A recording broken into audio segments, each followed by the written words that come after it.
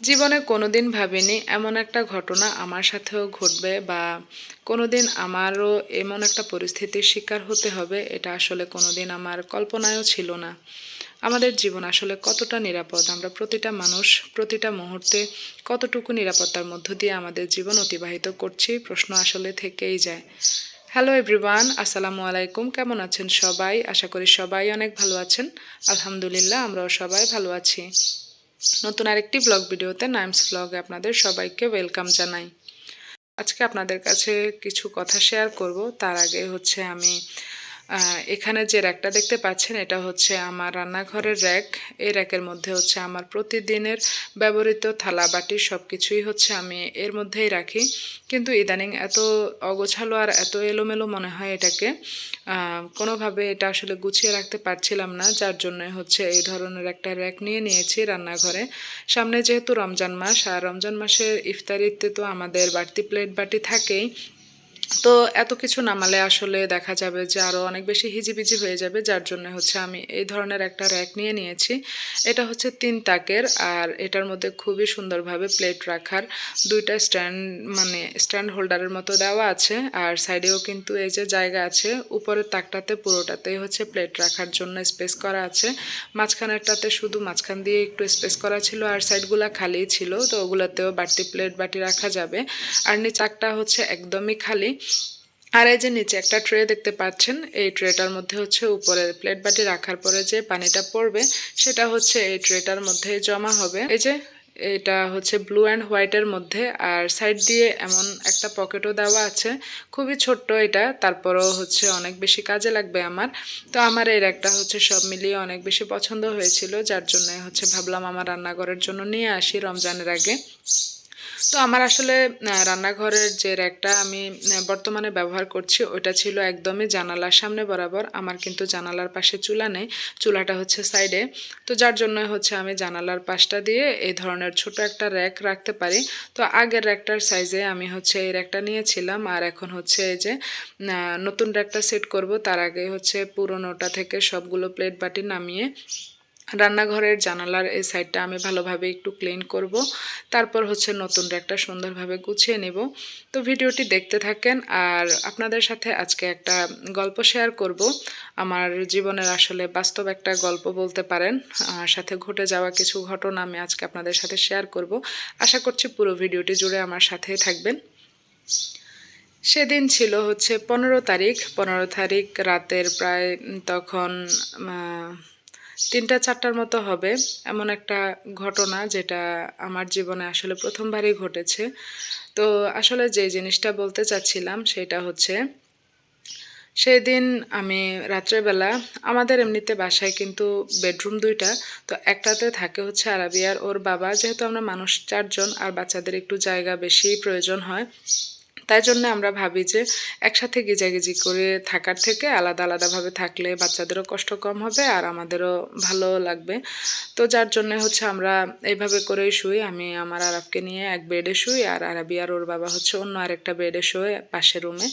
তো সেই দিনও আমরা যথারীতি শুয়েছিলাম। তবে শোয়ার আগে আমি হচ্ছে রাত্রেবেলা ভিডিও এডিটিংয়ের কাজ করি। তো কাজটা আমার শেষ হতে হতে রাতের প্রায় 2টা কি 2:30টার মতো বেজে গিয়েছিল। লেট নাইট যেটাকে বলে। তো ওইরকম করে আসলে শুয়ে গিয়েছিলাম ভিডিও এডিটিংয়ের কাজটা শেষ করে। তখন রাতের প্রায় 2:30টার মতো হবে, আমি শুয়ে গিয়েছিলাম। তো শোয়ার পরে আমি হচ্ছে রাতে তখন প্রায় 3:30 পৌনে 4টা হবে। এরকম একটা সময়ে আমি হঠাৎ আমার হাতের মধ্যে কোনো কিছু একটা স্পর্শ পাই। মানে স্পর্শটা এমন ছিল যে মনে হয় যেন কেউ আমার হাতটা টাচ করছিল বা কোনো কিছু একটা খুঁজছিল, এমন টাইপের। আমার হাতটা কিন্তু মাথার পাশেই ছিল, মানে মাথার পেছন সাইডে ছিল। তো যখন আমার হাতের সাথে কোনো কিছু একটা আমি অনুভব করলাম, সাথে সাথে হচ্ছে আমার ঘুমটা কিছুটা ভেঙে গিয়েছিল। আমি চিন্তা করছিলাম যে আমার হাতের সাথে কী লেগেছিল। ঠিক এর কিছু সময় পরে, মানে একদমই শর্ট টাইমের মধ্যে, এর পরে আমি শুনতে পাই যে আমাদের দরজায় খুব জোরে জোরে কিছু একটা ধাক্কা দিচ্ছিল। ধাক্কার শব্দটা এমন ছিল মনে হয় যেন দরজাটা ভেঙে ফেলবে, এমন টাইপের আর কি। তো আমি চিন্তা করছিলাম যে কি ভোর হয়ে গেল নাকি। মনে হয় আমার ঘুম থেকে উঠতে লেট হয়ে গিয়েছে। আরাবির বাবা হচ্ছে আবার আমাদের পেছন সাইডে গাছ লাগিয়েছিল। ওই গাছগুলোতে পানি দেওয়ার জন্য কিন্তু ও প্রতিদিনই সকালবেলা আগে গাছে পানি দেয়। তারপর হচ্ছে ও অন্যান্য কাজ করে। তো ও হচ্ছে বের হয় যেহেতু আমি ভেবেছিলাম মনে হয় আরাবির বাবা বাহিরে বের হয়েছিল। আমার মনে হয় আজকে ঘুম থেকে উঠতে লেট হয়ে গিয়েছে। কিন্তু পরে যখন আমি তাকালাম তখন দেখলাম যে এখনো চারিপাশ অন্ধকার। তো ভাবলাম যে কিসের এমন শব্দ হলো? এরপর পরে শুনতে পাচ্ছি যে দরজাটা আরো জোরে, জোরে ধাক্কা দিচ্ছিল। তো দরজাটা যখন এভাবে করে ধাক্কা দিচ্ছিল তখন আসলে আমি কোনো কিছু চিন্তাভাবনা আর করিনি, উঠে বসে গিয়েছি। উঠে বসার পর আসলে আমি যেটা দেখেছিলাম সেটা দেখার জন্য আমি মোটেও প্রস্তুত ছিলাম না। সেটা হচ্ছে যে আমার মাথার পাশেই জানালা ছিল। তো আমি দেখলাম যে আমার জানালার পর্দা ২ টা ২ পাশে সরানো আর আমার জানালার দোনোটা পাল্লাই হচ্ছে একদমই খোলা। তো খোলা দেখে আমি কিছুটা ভয় পেয়ে গিয়েছিলাম। ভয় পাওয়ার পর আমি জানলা দিয়ে তাকিয়ে আছি। সাথে, সাথে হচ্ছে আমি মানে কাউকে দেখছি। দেখছি বলতে ওইটা মানে চোর ছিল আরকি। তো পরে আমি হচ্ছে কোনো কিছু চিন্তাভাবনা না করে আমি চিল্লানো শুরু করেছিলাম যে, "চোর, চোর!" আরাবির বাবাকে সাথে, সাথে আমি ডাকা শুরু করছিলাম। আর এত জোরে, জোরে চিৎকার দিয়ে ডাকছিলাম যে ও পাশের রুম থেকে ভয়ে মানে আঁতকে উঠে ও এসেছে। আর ততক্ষণে হচ্ছে চোরটা চলে গিয়েছিল। আর যাওয়ার সময় আমার ২ টা ফোনই নিয়ে গিয়েছিল। মানে ওর বাবা আসার পর আমি ওকে বলছিলাম যে, "আরাবির বাবা, চোর এসেছে, চোর। এটা কে ছিল?"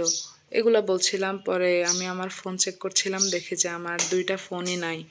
পরে চিল্লাচিল্লি করছিলাম। আমি তো প্রচণ্ড কান্না করছিলাম। পরে আমার আরাফও হচ্ছে উঠে গিয়েছিল আমার চিল্লাচিল্লিতে। তো আমাদেরকে নিয়ে ওর বাবা হচ্ছে ওর রুমে চলে গিয়ে বলল যে, "চলো ওই রুমে এখন আপাতত থাকো। এই রুমে এখন থাকার দরকার নাই।" তো পরে হচ্ছে ও আবার দরজা খুলে বাইরে একটু চেক-টেক করেছিল। করে ও হচ্ছে জানলাটা আবার ভালোভাবে বন্ধ করে ও হচ্ছে রুমে এসেছে। আসার পর হচ্ছে আমার আরাফ কান্না করছিল। আরাফকে বলছিলাম মানে ডিটেইলসে ওকে আরো বলছিলাম যে কি, কি ঘটনা ঘটেছিল। এতক্ষণ যেটা আপনাদের সাথে বললাম আরকি এগুলো আমি ওর সাথেও শেয়ার করলাম যে এই ব্যাপার। তো পরে ও আমাকে বলল যে, "আচ্ছা ঠিক আছে এখন তো অনেক রাত।" তখন আমরা যখন কথা বলছিলাম তখন প্রায় ৪:১৭ বাজে। তো ঘটনাটা পৌনে ৪টা থেকে ৪টার মধ্যেই ঘটেছে আরকি। তো পরে যখন আম আ আমার আরেক কান্না করছিল, ওর বাবা আমাকে বলছিল যে, "ওকে ঘুম পাড়িয়ে দাও।" হঠাৎ করে ওর ঘুম ভেঙেছে, ও কান্না করছে। পরে আমি ওকে ঘুম পাড়ানোর জন্য যখন খাটের উপরে শুই, তখন আমার হঠাৎ করে মনে পড়ে যে মানে মানে আল্লাহর কাছে দোয়া করছিলাম, আল্লাহ যদি আমার ফোনগুলা যদি কোনোভাবে থাকে। পরে ওকে বলছিলাম যে, "তুমি একটু আ মানে খাটের ফাঁক দিয়ে দেখো যে ফোনগুলা পড়ে গিয়েছে কিনা?" বা আমার আসলে ধারণাই ছিল না যে ফোনগুলা নিয়ে যেতে পারে। ফোনগুলা কিন্তু আমার আম আমি মাথার পাশে রাখি না, অনেকটাই দূরে রাখি। তো ওইখান থেকে আসলে নেওয়াটা আমার মনে হচ্ছিল যেন ফোনগুলা নিতে পারেনি কোনোভাবে যদি থাকে আরকি। পরে ওর বাবা হচ্ছে এসে চেক করছিল। চেক-টেক করার পরে যা খাটের নিচে দেখছিল যে একটা ফোন আছে। পরেও আমাকে ডাক দিয়ে বলছে যে, "নাইম, একটা ফোন আছে, আমি দাঁড়াও ফোনটা নিই।" পরে ও হচ্ছে ফোনটা নিয়েছে, নেওয়ার পর আমার কাছে গিয়ে বলতেছে যে, "নতুন ফোনটা তো নিয়ে গিয়েছে। আম এটা তো পুরনোটা। এটা নিচে খাটের নিচে পড়েছিল।" তো পরে যাই হোক এই ফোনটা পেলাম। তো ঘটনাটা হচ্ছে এই আরকি যে ঐদিন রাত্রেবেলা আ ২ টা নাকি ছেলে এসেছিল। আমরা পরবর্তীতে এগুলো আসলে খোঁজখবর নিয়ে জানতে পারি আরকি। থানায় অলরেডি জিডি করা হয়েছে। তো পরবর্তীতে জানতে পারি যে ওইদিন নাকি ২ টা ছেলে এসেছিল। আর ওরা নাকি আশেপাশেরই, খুব বেশি দূরের না। এখনো পর্যন্ত আমার ফোনটা বন্ধ। আর আমি ফোনটা নিয়েছি খুব বেশি দিন হয়নি। আ প্রায় ২ মাসের মতো হবে। আমি ডিসেম্বরের লাস্ট দিকে আমি আমার ফোনটা কিনেছিলাম। তো আসলে খুবই কষ্ট লাগছিল ফোনটার জন্য। আমি আমার ভিডিওর কাজের জন্যই মূলত ফোনটা নিয়েছিলাম। অলরেডি আমার একটা ফোন আছে। তারপরও ভিডিও আরেকটু ভালোর জন্য বা আমার সুবিধার জন্য আমি হচ্ছে আরেকটা ফোন নিয়েছিলাম। তো আসলে ভাগ্যে এটাই ছিল। ওইদিন হয়তোবা আমার সাথে আরো খারাপ কিছু হলে হতে পারত। ওরা মানে আগে টার্গেট করেছিল যে আমার ফোনগুলা, ওগুলা নিয়ে নেওয়ার পর হচ্ছে হয়তোবা আমার গলা বা আমার কানে-টানে যা আছে রাফ ইউজের সবারই তো থাকে। তো ওগুলোও হয়তোবা টাচ করত। আল্লাহ আমাদেরকে অনেক বড় বিপদ থেকে বাঁচিয়েছেন। আল্লাহর কাছে লাখো কোটি শুকরিয়া। আর যদি দরজার ব্যাপারটা কি বলবো, যদি দরজাটা ভাঙতো বা কোনোভাবে যদি ওরা ভিতরে ঢুকতে পারতো, তাহলে হয়তোবা আরো খারাপ কিছু হতে পারতো। তো আসলে আমরা আমাদের জীবন অনেক বেশি অনিরাপত্তার মধ্যে দিয়ে আমরা যাচ্ছি।